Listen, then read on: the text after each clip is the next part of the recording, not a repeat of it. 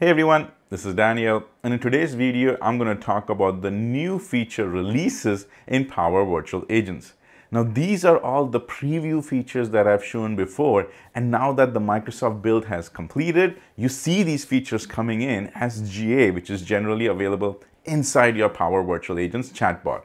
So for example, now when you go and create a new bot, either directly on the home page or you select chatbots and you select the new chatbot, you only get this one option. You no longer get the option for the unified canvas preview. And you can go ahead and change the topic while you're in an existing one. You even have the Copilot feature available on the top right. And then in the topic, you are jam-packed with all of these features and functionalities to really enhance the overall bot performance. So stick around because it's very important for you bot makers to now see how these new features are finally blending in. But first, here's my intro video.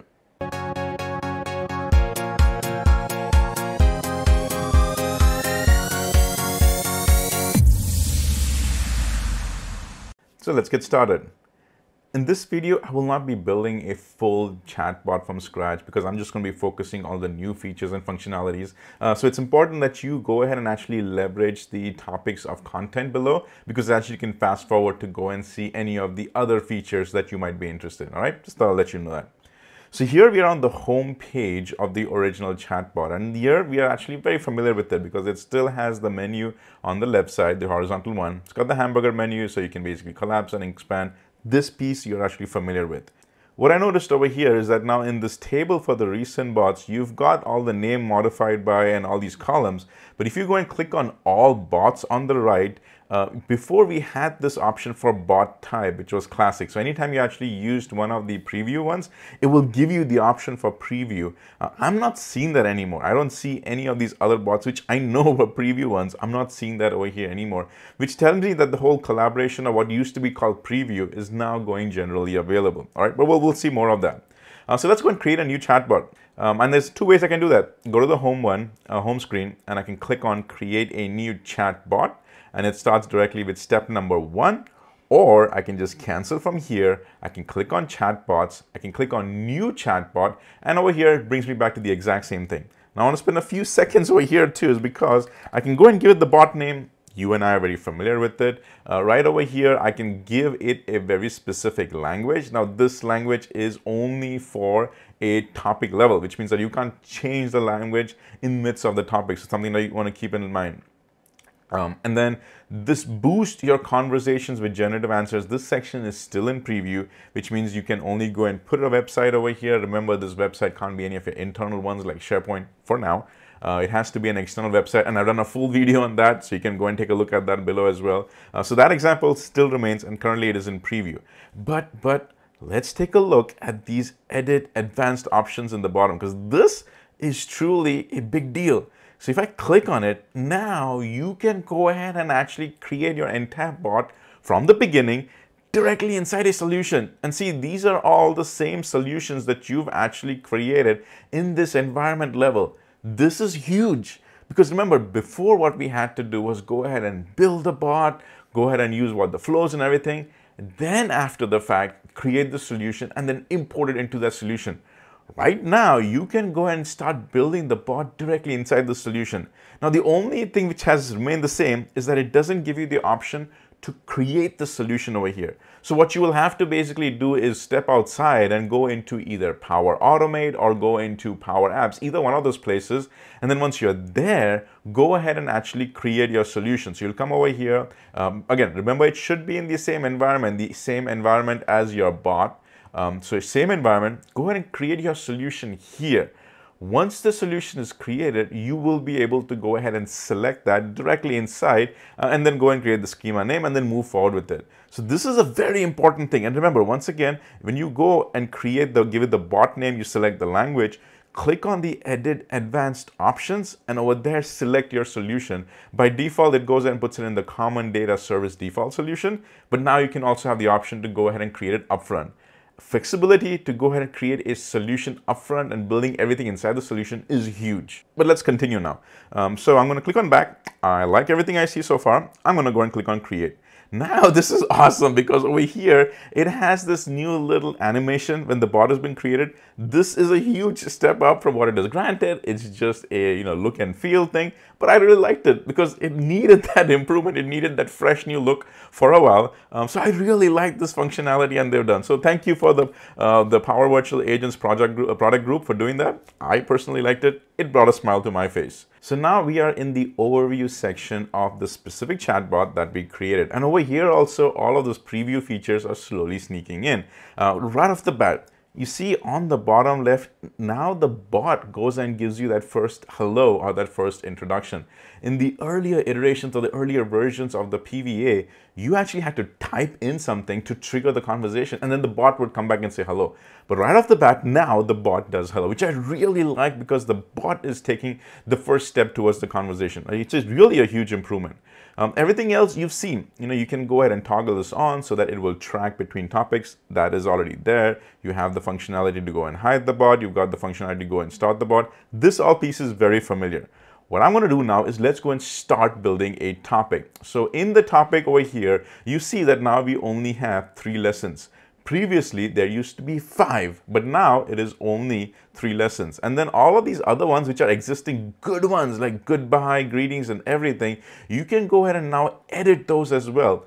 Previously, in the early iterations, you did not have that flexibility to go and do that. Here, now we do. All right, so you have the custom and you have the system. System once again, it goes ahead and automatically says, okay, any of these are errors, any of this is an end of a conversation, reset the conversation, signing in. All of these system ones are still there. They're still good to go, and they're there by default. So our focus will primarily be now on the custom to go ahead and create a topic. Neat thing about creating the topic is right over here. When you click on the drop down for the topic, you've got the option to create from blank, or you've got the option to create with Copilot. Now I've done a whole separate video on creating with Copilot. Link is on the bottom. Basically, when it comes to creating the Copilot, I'll click on it to show it to you, is that you give it a topic name. You suggest what the topic is by actually creating a natural language text. It'll go ahead and now generate the bot for you. And you've got some examples over here as well. Examples to kind of give you some ideas. You can go ahead and view more examples and give you more ideas.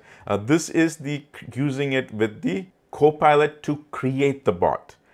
But if you want to go ahead and create a new bot from blank, all right, you've got the flexibility also to go ahead and create it from blank. But while you're in the blank as well, you've got Copilot as your assistant to go ahead and change it, to go ahead and add it. Copilot is still there. The only difference between this one is you created the blank, and now Copilot will assist you. In the first one, which I just showed you there, it'll create the whole bot. Again, Copilot will be there and also provide you some assistance.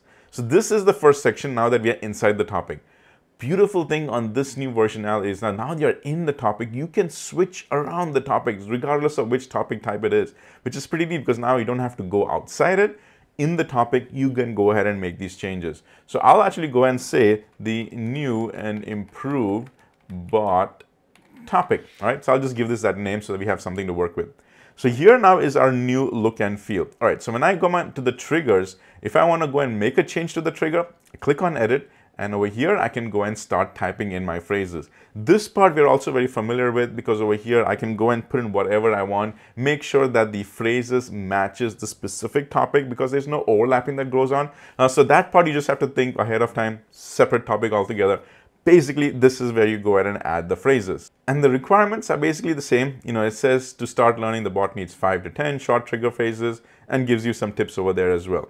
That's one thing. In the phrases itself, if you now take your mouse, you see this little change trigger functionality. So if I click on it, you now have all of these other options as well, which will help you trigger it. So you've already got the phrases, that's what we do, but you've got other features like message received, event received, activity received, conversation date up to date, invoke received ones, activity. All of these are basically separate videos altogether. Don't worry, I'll cover them in detail later on. But for the sake of this video, I want to show you this change that is there. Is that before you did not have this. But now directly you've got the functionality in the trigger, like the first basically node which is available. Not only are you stuck with only phrases, but you've got other features and functionalities to trigger this bot. This is going to be a huge step because it'll be make you improvements. Because remember, what I've always tell you is that don't put everything in a single topic. The bot will organically grow. It gets difficulty to go ahead and improve it in the future. Have multiple topics and let them talk to each other. See right over here, you've got the functionality to do message received, event received. Go ahead and change the activity and inactivity. This is all going to help us make our overall bot making functionality so much more better and more improved. But let's not stop here. Let's go and see what else we have. So I click on the plus, add a node. We are used to that. When I click on it now, a little bit of changes. The drop-down functionality is still there, which is neat. You've got the option to send a message, which is basically just a little message which is available. Or you can go ahead and actually ask a question. Both of these are basically there. But now when you add a question or whether you add a message, you've got more flexibility to go ahead and give it what type of conversation should I have over there. So in a question, should that just be a simple text? Should that be a message type of variation? Do I want to actually go ahead and add an image? Do I want to have a video? A basic card with a little bit of code involved, an adaptive card with a little bit more code involved, and is this just a quick reply type of a situation? You see, you've got all of these features and functionalities, and you've got these enhancements now, whether it is a question or whether it is a message. All of these are available at your disposal, but let's keep moving forward. So now I'm going to come back again and add a new node. And this concept of adding a new node is still the same. No name changes happen. It's still considered as a node. So when I click on the node now, we can go ahead and add more stuff. So ask with an adaptive card is something familiar over here because you've got the flexibility to go and add the adaptive card. It was there in preview. It's coming over here. Now this does require a little bit of background knowledge to add a JSON type of a code. Neat thing about this is it's got a link to open adaptive card designer. Click on it, it opens up into a new tab. This is a Microsoft product that is made available for you, so you can actually go and create your overall card schema. Basically come up with whatever design you look like from the GUI standpoint. Go ahead and then grab what is the code available over here on the bottom, copy it, and if you go and paste it over here, you will basically see that adaptive card functionality available over here. Again, this is going to be a whole separate video altogether, but I want to bring this to your knowledge because this feature and functionality is also available. Next thing I want to take a look at is the ability to add a condition because there's a huge improvement that is added over here. Now, when you add a condition, you already know this functionality. It adds a condition and then on the right side, it adds all other conditions. So if I click on the plus and if I go ahead and say add another condition, it will go ahead and drop one in again on the between and then it keeps the other two as well. So we added a new one here, the all other conditions came in. But there's a new feature. So if you click on these dots or the menu, you now have the option to change to formula and you select the place over here. And this is where you can start leveraging Power FX formulas directly in over here. Again, I've done these videos before. I've put the link below. But beauty of this is that you don't have to go ahead and leverage Power Automate for everything now. Some of the work that we used to do in Power Automate can directly be done inside the chatbot because we've got now the Power FX formulas available directly in PVA. So you can go and leverage it over there. Saves us a few extra steps of using Power Automate, all right? Neat functionality. I had to show you this one over here. Now when it came to the variable management, the new feature that I saw was parse value. Because what would happen is if you were to go ahead and get the data either through Power Automate or to some other source using the Power FX that I just showed you, every once in a while the data doesn't come very clean. So you might have to go ahead and parse the data directly. So parse value that comes in, you can go ahead and pull that either from the custom system or formula, change it to a very specific data type, and then after that do a save as. In the save as also, you can save it to an existing or a new variable. Parse value was a new feature that I've noticed, and now it has actually come in directly inside the GA. Important thing about the parse value, once again, is that it does fall under the overall variable management, which just makes sense because at the end of the day, you're probably going to go ahead and modify a variable, and you're probably going to go and save it. So putting it under the variable management just makes sense. Okay, next big one is topic management. Now, in topic management, as the name suggests, you go ahead and either change what the topic should be next, or you go ahead and end the current topic, end all topics, or transfer a conversation, which we are familiar with, end the conversation, or go to step.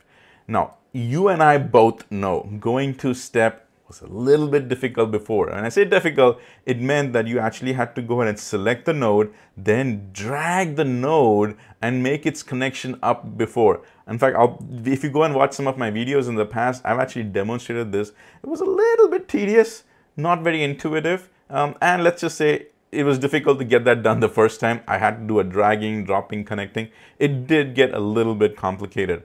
Over here though, it actually now provides you the functionality to go ahead and directly go to step right over here. So check what happens. When you go ahead and now click on the go to step, this new pop-up comes up. It says select destination step. So what I'm going to do is I'm going to select now the one right above it. Now, how do you know which one are you selecting? Which node are you selecting?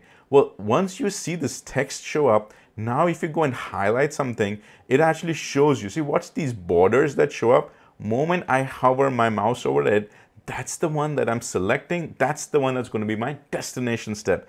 So if I now want this question to come up, if I select it, what happens is it doesn't go ahead and connect it to the top. What it does is that the after node, because remember, after the parse value is where we want to go ahead and connect it. So instead of it actually having a line, which is what it used to show before, as if that's your route to go up again for the rerouting, what it does is actually just adds a node, and in the node it tells you, hey, here is the other node that we're looping back to. So for example, the one that I put before, all it was called as question. It goes back to question. And so that question, what you see over there, is the one that shows up right over here. So if there was some other ones, which was say question 1, question 2, question 3, it would specifically give that exact name, that this is a question 1 or a question 2 or a question 3.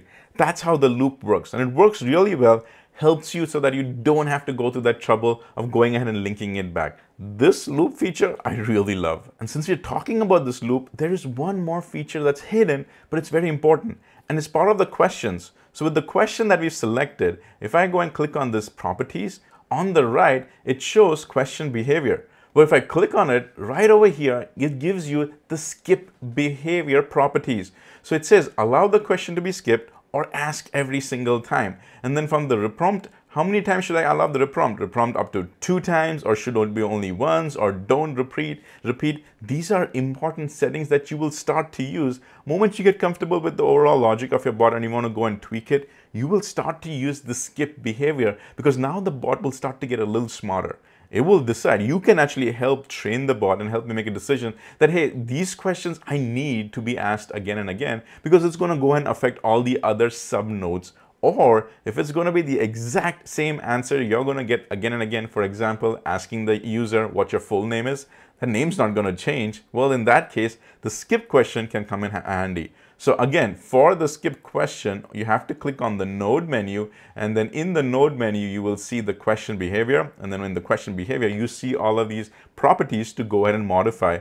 Helps with making the bot a little bit more smarter. So let's continue. All right, I'm going to scroll all the way down. Right over here, we looked at the variable management. We looked at the topic management. What I want to take a look at is a call and action. Now, in the call and action, you and I now know that this is where we can go and create a flow. This is where we can go and connect to an existing flow. But there is the skill or skill action. Well, what is that? Let's go and click on it. And when you go and click on it, it is actually going to leave this topic page and go somewhere else. Basically, it goes into the settings. So it's saying, are you sure you want to leave the bot? And I says, yes, I'm going to go and leave the bot. So when I go and leave it, what it is going to go is save the bot. And then it comes to the skills section. So skills extends your bot's conversation capability by automating a series of actions within a topic. They enable the bot to book an appointment, send a confirmation, basically one little chunk of work that you want the bot to do, and something that you're going to make it repetitive. Like this, you know that, and you anticipate that this is a skill that the bot will use again and again. Instead of adding it manually again and again, or instead of going and using a flow again and again, you directly add it inside the topic, build it inside PVA as a skill. So when you go and now do a skill, there is a little bit of configuration that needs to be done. Basically, you're going to go ahead and take the bot information, which is your bot ID, go ahead and connect it directly to whatever skill that you're going to be using, and do all of that configuration up front. To learn more about it, there's a full link which is provided over here to go ahead and do the skill configuration. It's a really neat thing. A whole separate video will be created for all of this functionality. But for you, your big takeaway from here is that now some stuff which you want to do, some set of nodes that you're going to be using again and again, you might want to consider adding that as a skill inside PVA, because here it can be repetitive. All right, keep that in mind. All right, so I'm going to go back to our topic, and I think I did not save the topic. So anyway, we'll go ahead and create it from blank, and then we'll go ahead and click on the plus, because the other ones that I want to show you, the last set of things, is in the advanced section. In the advanced section now, you've got these 4 different options. It is the generative answers, log a custom telemetry event, send an event, and send an activity. So do you understand why this falls under the advanced section? Because it is a little bit more than your normal bot creating logic style, all right? Here is where you can actually go ahead and now get the telemetry, log some telemetry event, send an event, basically any concerns that you may have or anything that you want to go ahead and monitor, or just send an activity, right? Those are the last 3 of them. What I do want to look at right now is the generative answers, because this is something that falls in the whole Copilot realm. So when I go and now select the edit data source, this is where you go ahead and now tell, hey, where do I want to go ahead and get this information from? So you've got these options for data sources. It says choose up to 4 public websites and 4 internal sites for your bot to use to create dynamic generative answers. And now for the internal site that you have, you can go ahead and use SharePoint.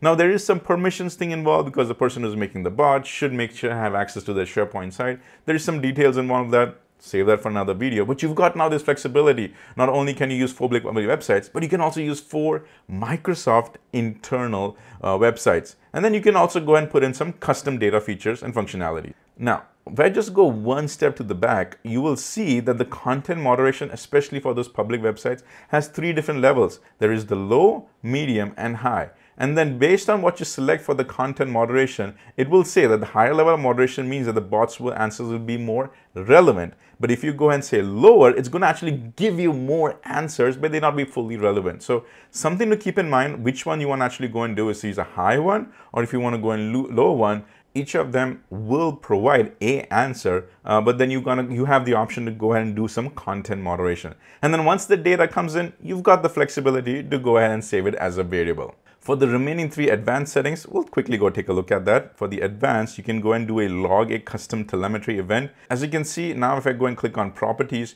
you've got the option to say what is the event name and then what was the property, and all of that can be done using the Power Effects formulas. As we continue, I go back into the advanced, I go and take a look at send an event.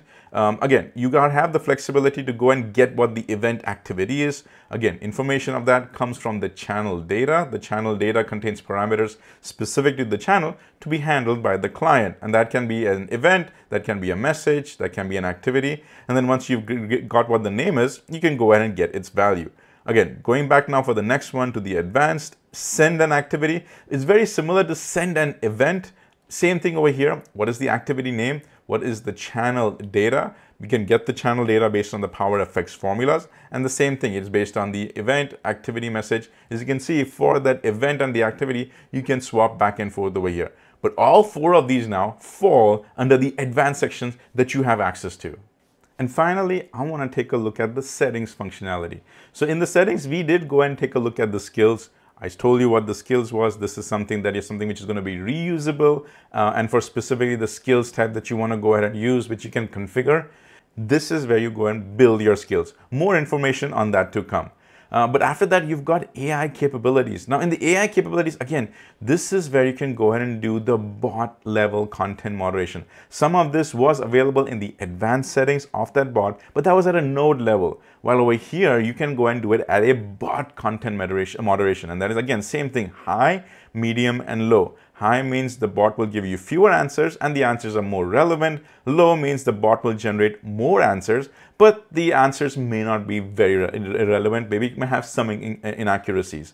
But as you scroll down, you get some of the preview functionalities as well. It'll add more generative answers from the data source. But if you scroll down, intelligent authoring support with Copilot is in the preview. And then bot tone. That's going to be pretty neat because you can go and do a bot tone, like how the bot is having that conversation. What is the tone that you feel in the conversation?